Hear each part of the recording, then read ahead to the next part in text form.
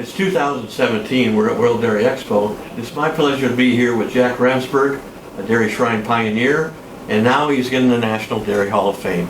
Congratulations, Jack.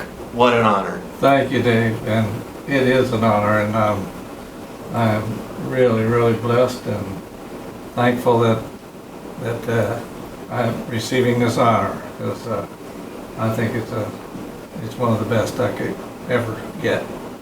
Well, you certainly have known some of the pioneers before, and maybe even some of them influenced you in your life a little bit. Somewhat, yes. I've had different influences in my life, including an old-time dairy photographer, Harry Strohmeyer. It was years ago, and I wrote him a letter one time of congratulations, and he wrote me back and he said, "My father taught me photography. Your father taught you how to judge cows." So we were on different, actually on the same wavelength, the same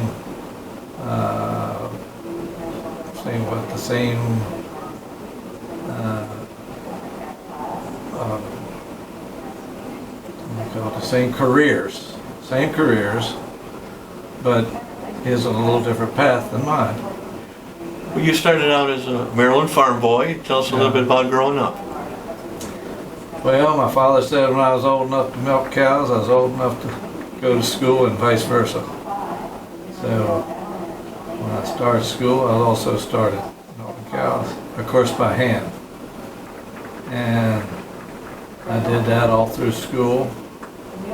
And actually, 4 years between high school and college, I had 10 of our highest pedigree cows, which I milked by hand 3 times a day, 7 in the morning, 3 in the afternoon, and 11 at night. And that does cut down on your social activities. Sure would. Well, you are very proud to have served in the military, in the Navy, I believe, and No, the Air Force. Air Force, excuse me, yeah, and that got you out of Maryland, I guess, right? Got me out of Maryland. I had a neighbor. Of course, I married my wife because she had a camera, but we lived in Anchorage, Alaska, and our neighbor knew how to process film, and he taught me how to do that. And so when I came back home, of course, at the time we had a little daughter that was less than a year old, and so you didn't stray too far from the igloo up there. But so when I came home, then I would take a picture of a cow that we were consigned to a sale, maybe, and maybe next year the neighbor wanted a picture, and the next guy wanted a picture, and either Howard Barker or Dodie Remsberg would have a sale, and they want some pictures to do their sale, promote their sale. So just one thing led to another. I never advertised, and everything was by word of mouth. And so then in 1973, we either had to expand the dairy operation or stop it altogether. My father did not want to put more money at his age. He didn't want to invest or go in debt. So I said, I got enough business. I can do this full time. Consequently, we dispersed the whole herd, and I went into full-time cattle photography. Well, that certainly led to a wonderful career, and you had the opportunity to meet every famous breeder probably on the East Coast, and have worked with them. Tell us about your experience of just working with so many great people. Oh, that's been the highlight of my photography world, is the wonderful people that you meet, and just great people with great ideals, and people you didn't have to worry about getting paid. They were the same, same ideological as I grew up, where you didn't cheat anybody. I grew up in a time when you didn't lock your house, you didn't lock your car. But of course, that soon passed. But just a great bunch of people, and it's been a real good run. I enjoyed it, and we raised 4 daughters at the same time. They're have done well. They're married good guys. So we were lucky in that respect. So, Well, you had a special talent, I think, or at least in my opinion, you did. You were pretty adept at taking photos of bulls, and you really got involved with a lot of the bull studs as well. I did. I took more pictures of 3,000-pound bulls than you probably have ever seen, and I learned how to work with them. You know, with cows, bulls, they all have different personalities. Every one of them has a different personality, and you have to learn their personality. Some of them you have to talk to them nice, and others you gotta backhand them a little bit. But they all have a different personality, just like people. No two alike. And people don't think that that's true, but it is. But and I work with them, and of course I've been described many times as a patient perfectionist. So because I knew what I wanted in the end result, and I worked till I got it. Well, that's what most people appreciated you, is when they hired you, they knew they're going to get a good, usable photo that really represented the cow. And that's your testament to your integrity, I guess. And it was funny how that has a transition. Like when I started, it was only in black and white, and of course, and I did everything I was self-taught in everything from processing film, but you had to process every piece of film, every picture, every film, and then take it through a process of printing pictures over on a larger. You had to crop pictures, and you had to position them, and then print them. And you didn't have this modern technology. But I started out, we took only black and white, and then some people wanted some color. So I put two cameras on the same tripod, and I could take both. And that went for a while, and then of course, at that time, it was too expensive to advertise in color. But of course, as you know, they got much cheaper. So then I threw away my black and white camera and took only color pictures. So it's quite a transition, and I've seen it all. Well, one of the great things that throughout the years when I've known you is that you've been not so proud that you're willing to be a mentor to others, and there are a lot of young photographers that really look up to you. Yeah, I even loaned Bill, he's the camera one time till he got started, and so actually I worked with those people. I know when we used to work at Harrisburg, we'd all get together, go out to dinner together. And so nobody really hated each other. We competed, but we didn't hate each other. Well, I know one of the letters that supported your nomination was from Maggie Murphy. She talks about the time when you kept telling her how to do things right, and that you sent her a thank you note or a congratulations note about a photo you saw where you finally got it right. Yes.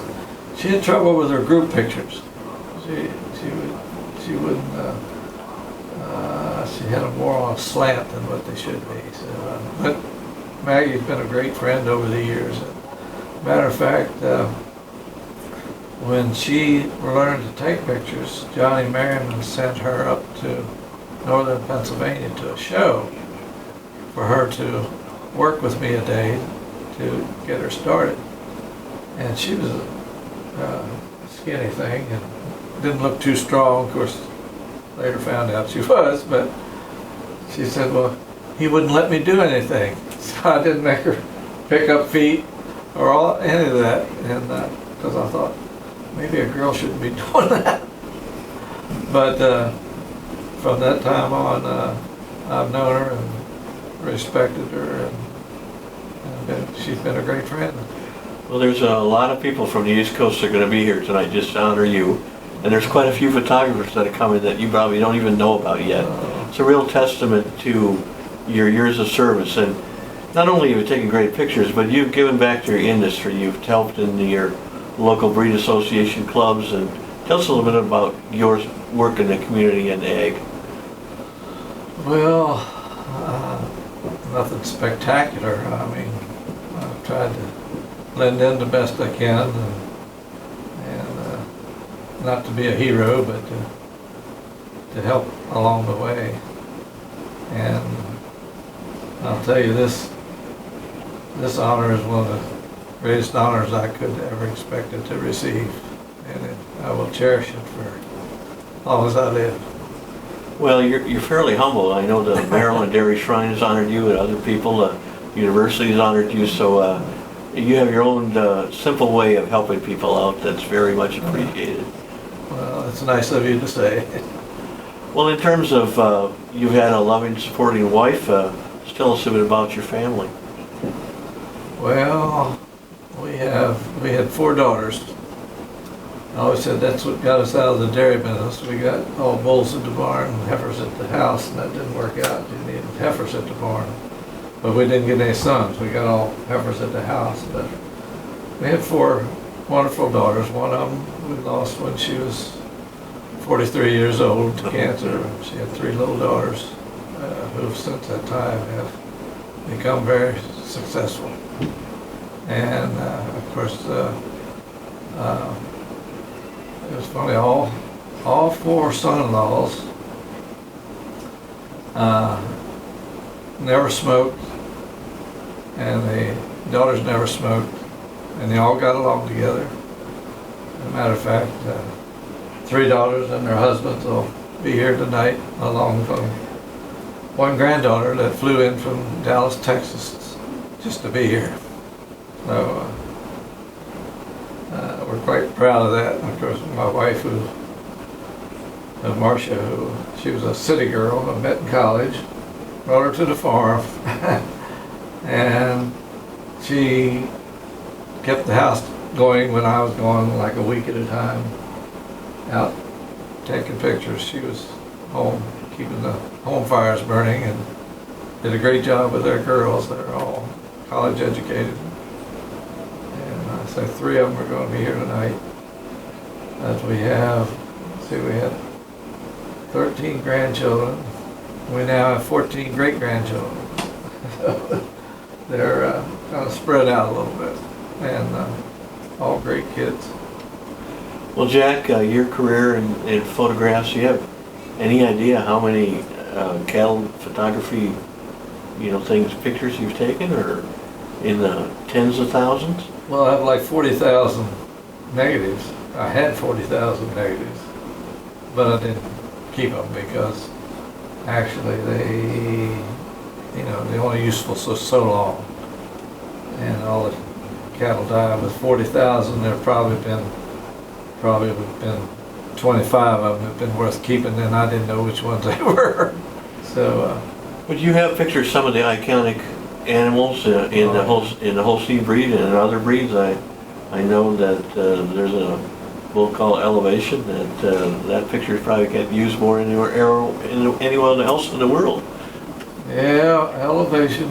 When Dick Chichester came to select sires, they were their headquarters were in the old Coba building, and he asked me. He said, If I take that job out there, will you come out and take the bull pictures? And I said, I will do that.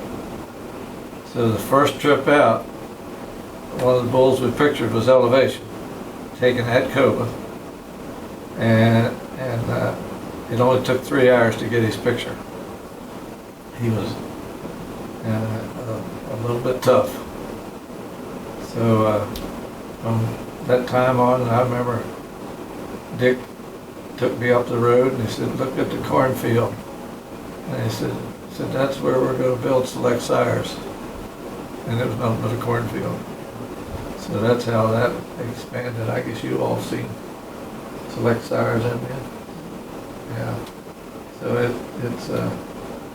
that's my first view was the cornfield. So anyhow, I took pictures of those bulls twice a year for like, I think 29 years.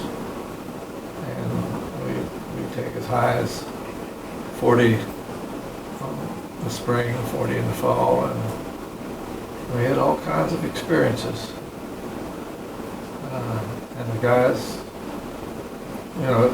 you learn to work with different guys. That's the other thing. You not only got to work with the animals, you got to work with the people that are helping you. And I learned that from Harry Strohmeyer. Harry Strohmeyer, they said he used to cuss up a blue streak, but he never cussed to help. He cussed the animal, but not to help. So he always was able to work with the people. And I remembered that and tried to use it in my work. I figured nobody did anything wrong on purpose. They did things wrong, that maybe they didn't think things out, but they really weren't doing it on purpose. So consequently, I never had any trouble getting help to take pictures. Well, it's certainly been my pleasure to visit with Jack Remsberg, the dairy shrine pioneer, and truly a person that revolutionized the dairy cattle photography business. Jack, congratulations. Well, it's been a great career, and I will cherish this honor for a long time.